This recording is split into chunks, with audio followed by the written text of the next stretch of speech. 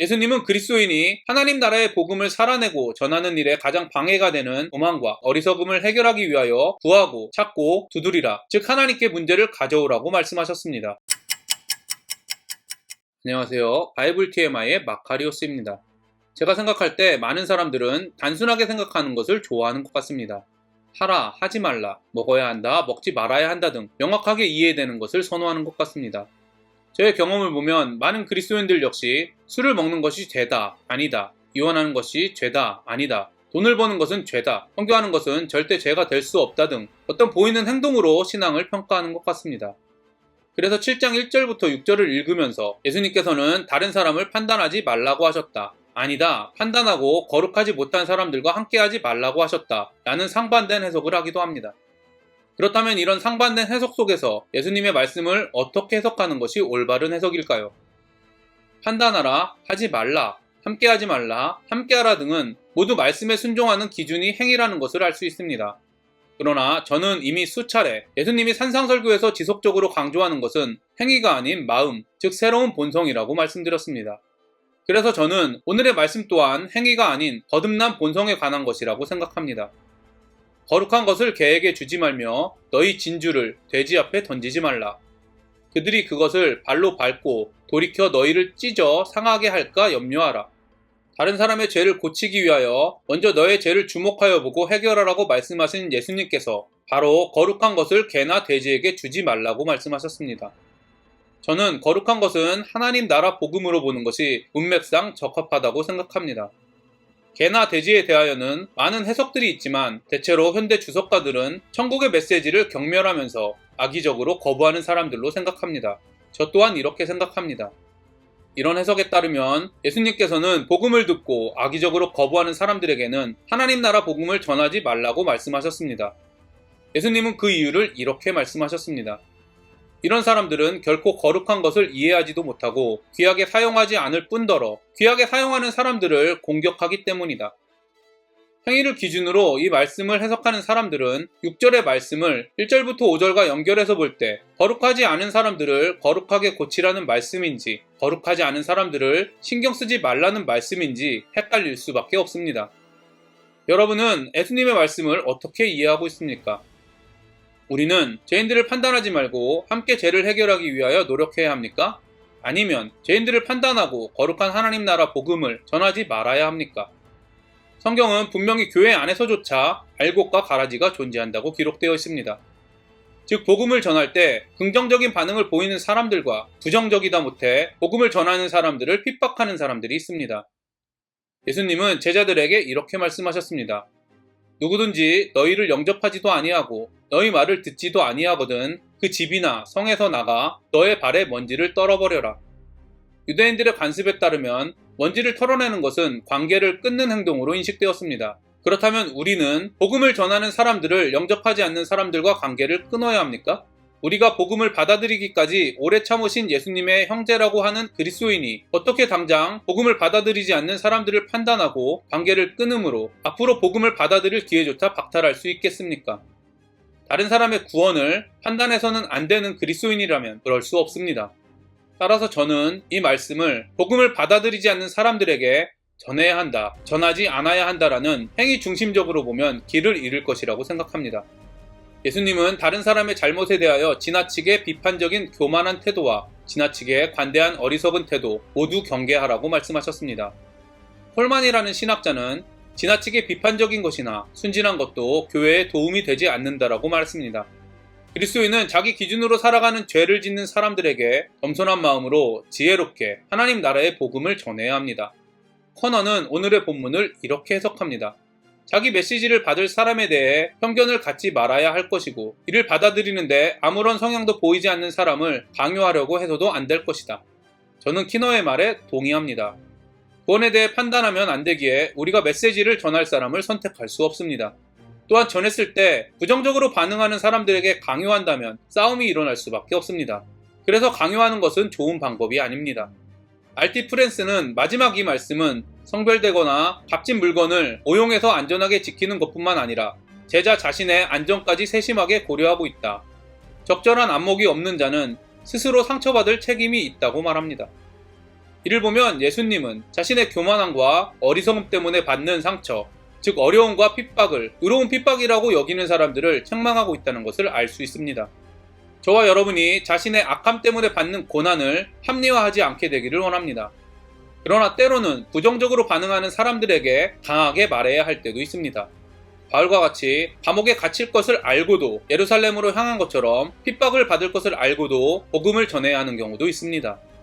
이처럼 복음을 전하는 동일한 행동 때문에 받는 핍박은 스스로 자초한 핍박과 하나님이 원하신 핍박으로 구분된다는 것을 알 수 있습니다. 그렇다면 자신의 어리석음 때문에 받는 핍박인지 하나님이 원하시는 핍박인지 어떻게 분별할 수 있습니까? 구하라, 그리하면 너희에게 주실 것이요. 찾으라, 그리하면 찾아낼 것이요. 문을 두드리라, 그리하면 너희에게 열릴 것이니. 구하는 이마다 받을 것이요. 찾는 이는 찾아낼 것이요. 두드리는 이에게는 열릴 것이다. 너희 중에 누가 아들이 떡을 달라 하는데 돌을 주며 생선을 달라 하는데 뱀을 줄 사람이 있겠느냐? 너희가 악한 자라도 좋은 것으로 자식에게 줄 줄 알거든. 하물며 하늘에 계신 너희 아버지께서 구하는 자에게 좋은 것으로 주시지 않겠느냐? 많은 사람들이 이 본문을 하나님께 자신이 생각하는 좋은 것을 구하면 받을 것이다 라고 생각하는 것 같습니다. 그러나 이 본문은 그리스도인은 죄인들을 판단하지 말고 함께 죄를 해결하기 위하여 노력해야 하는지, 아니면 죄인들을 판단하고 거룩한 하나님 나라 복음을 전하지 말아야 하는지, 복음을 받아들이지 않는 사람들에게 전해야 하는지, 또는 전하지 않고 기다려야 하는지, 자신의 어리석음 때문에 받는 핍박인지 하나님이 원하시는 핍박인지 어떻게 분별할 수 있는지 등에 대한 그리스도인의 고민에 대한 예수님의 해결책을 기록한 부분입니다. 예수님은 그리스도인이 하나님 나라의 복음을 살아내고 전하는 일에 가장 방해가 되는 다른 사람을 판단함으로 자신을 높이는 교만과 다른 사람을 판단하지 않음으로 죄를 허용해주는 어리석음을 해결하기 위하여 구하고 찾고 두드리라, 즉 하나님께 문제를 가져오라고 말씀하셨습니다. 그뿐 아니라 구하는 자에게 하나님 나라를 누리는 데 방해가 되는 교만과 어리석음을 해결할 수 있는 좋은 것을 주신다고 약속하셨습니다.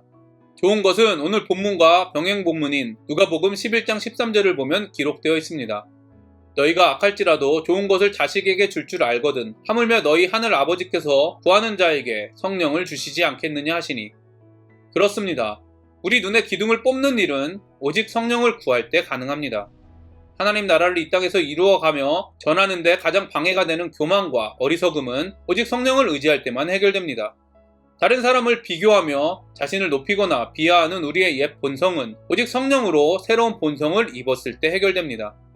하나님에 대해 관심 없고 무지한 죄악된 우리의 옛 본성은 오직 성령이 우리 안에서 역사하실 때 해결됩니다.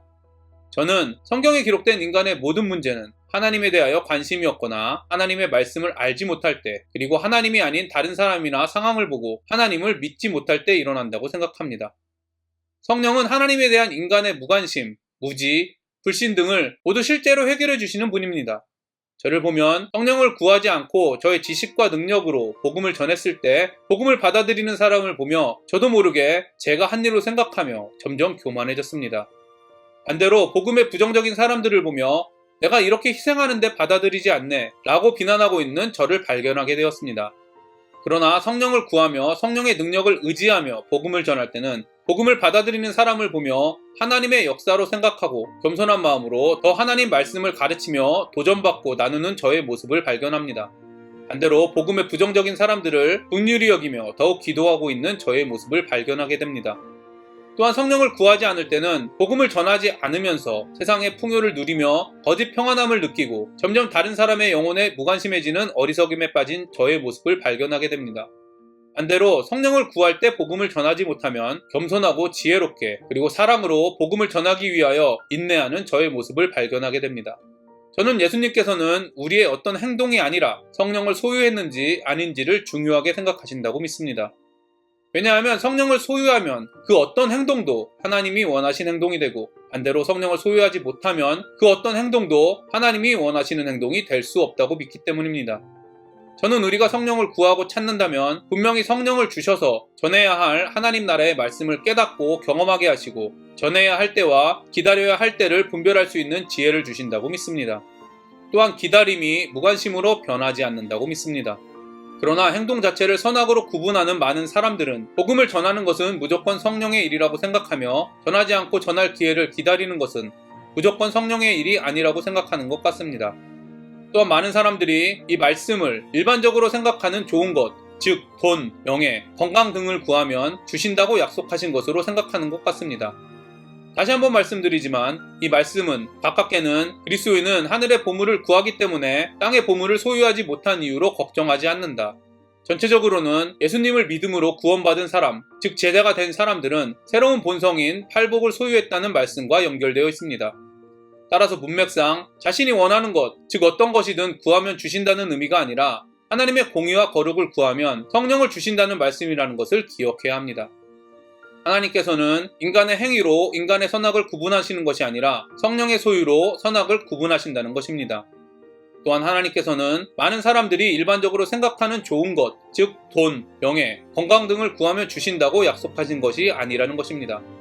물론 하나님께서는 자신의 목적에 따라 세상적인 것들을 구하는 사람들에게 주시기도 합니다. 그러나 세상적인 것을 믿음으로 구하는 모든 그리스도인들이 세상적인 것들을 하나님께 받지는 않습니다. 확실한 진리는 성령은 하나님의 영이시기 때문에 성령을 소유한 그리스도인들을 하나님과 동일한 생각, 관심, 행동으로 이끄신다는 것입니다. 확실히 하나님께서 약속하신 것은 성령을 간절히 구하고 찾고 두드리는 사람들에게 주신다는 것입니다. 그리스도인은 불확실한 것이 아니라 확실한 하나님의 약속을 믿는 사람들입니다. 성령을 구하지 않는 사람은 사실 성경에 기록된 신앙생활을 할 수 없습니다. 성령이 내 안에 계시다는 믿음이 없으면 신앙생활은 불가능합니다. 그래서 의인은 믿음으로 산다고 기록되었습니다. 따라서 은혜로 의인이라고 불리는 그리스도인이 되었다고 믿는 저와 여러분은 자신의 교만과 어리석음을 해결해달라고 하나님께 믿음으로 성령을 구해야 합니다. 그러면 구하는 우리들의 교만과 어리석음을 해결해 주셔서 오직 거룩한 것을 추구할 수 있게 도와주시는 성령을 주실 것입니다. 예수님께서는 말씀을 통하여 분명히 약속하셨기 때문입니다. 오늘도 행복한 하루가 되시기를 바랍니다.